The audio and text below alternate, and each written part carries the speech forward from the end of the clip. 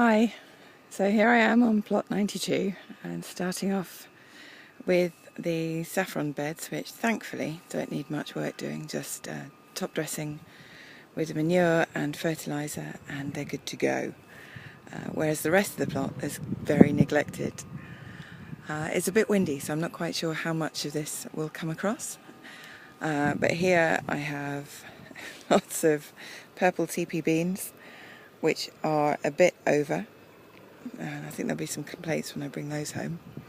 That underneath the beans is actually a strawberry bed for next year with runners, but for now it's side planted with Cerinthe and what was supposed to be one of the purple dahlias, but it seems to be very, very pink. So I don't quite know what's happened there. It's not convinced about being purple. Sweet peas pretty much finished because I let them slide, and I'm just telling myself they'll be great seed for next year.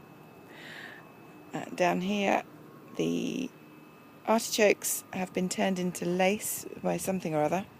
Happens every year and then they come back, so I'm not particularly worried about it. Lovely echinacea. Tayberry for next year needs pinning and training a bit up this new structure.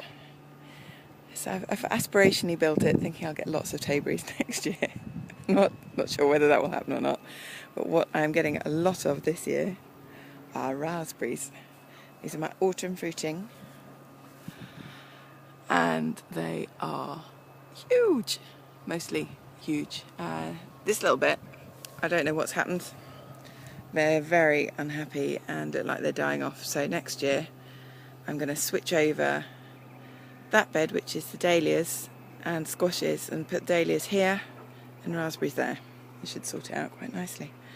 I would step over and into the plot, but I can't because the raspberries are falling everywhere.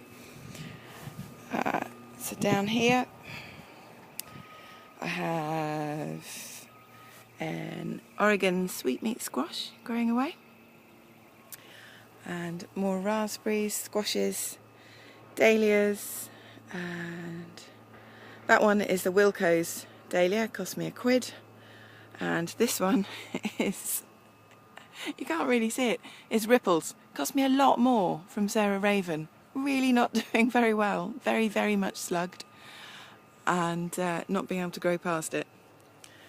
This is also not doing brilliantly, but that's my fault. I forgot to stake it. I kept putting it off and it's all snapped at the base, so I've got one strong shoot left which is securely tied, and I have learnt from my mistakes. Then here, this is gubbins. I need to sort that out. I've taken too much land on other people's plots and I'm not managing my own very well. But this down here is I think it's Chirimin or Yokohama. I'm not sure at what point they start dividing and looking different. Obviously not now. And across the junk there is this pile here which I wanted to use, but it's now got a wasp nest in it, so I'm going to leave it till next year. Any excuse, eh? And rhubarb, which is triffid-like. And coming up the other side of the strawberry bed, over to neglected plant corner, there are my Charlotte Russe, oops, sorry that was a bit quick, mulberry cutting, which is doing really rather well. It's the same size now as the plant that I got in February, which is here.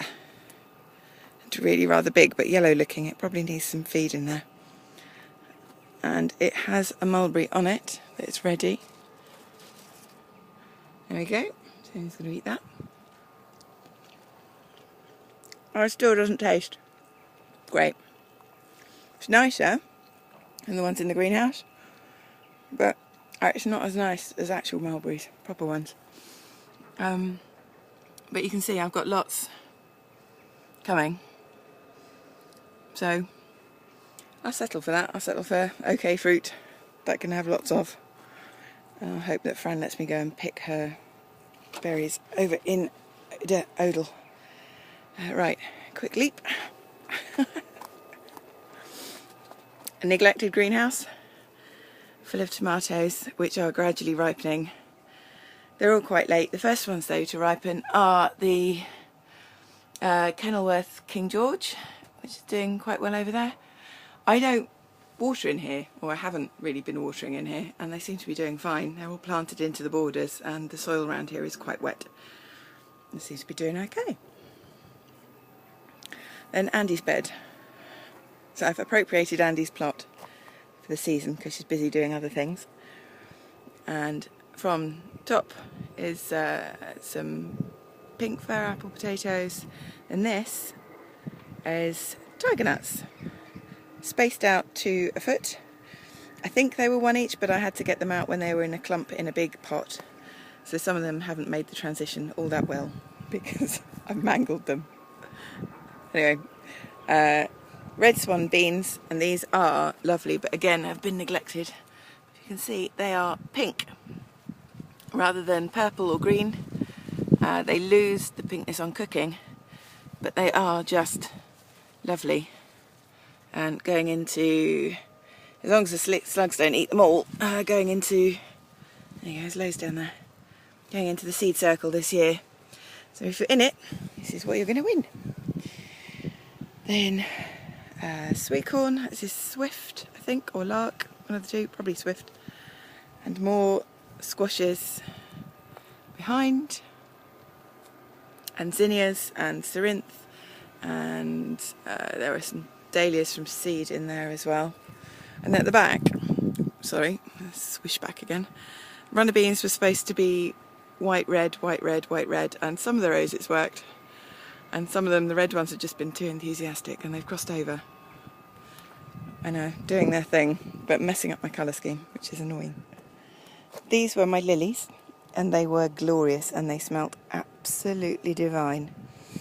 And this one here is an interloper. This was in a skip in Hampton Court and looked very pretty, but it doesn't smell, so as far as I'm concerned it's a bit useless. I can go back to the RDA and go into the planting scheme somewhere. Then this is the last bit of 92. It is my supposedly giant pumpkins, which I have treated quite badly, and there's one pumpkin, but it's not very big.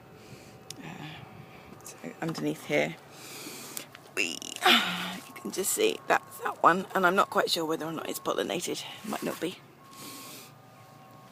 But up here, just go back up to the squashes, and what do I have? I have this one. It's another Oregon sweetmeat, and then over here you can see through the corn. That one is a flat white, and what else do I have? Oh yeah, if I just go around the corner because it moved. This one, I really like this one. It's Japanese pie. I had no success with it last year, but I'm hoping this year I will get a couple. I've got one up on plot 100, but this is by far the better plant. And it has seeds that look like they have Japanese characters on, hence the name. I'll finish up with a shot of the greens, probably directly against the light so you won't see much, but thank you for watching. Bye.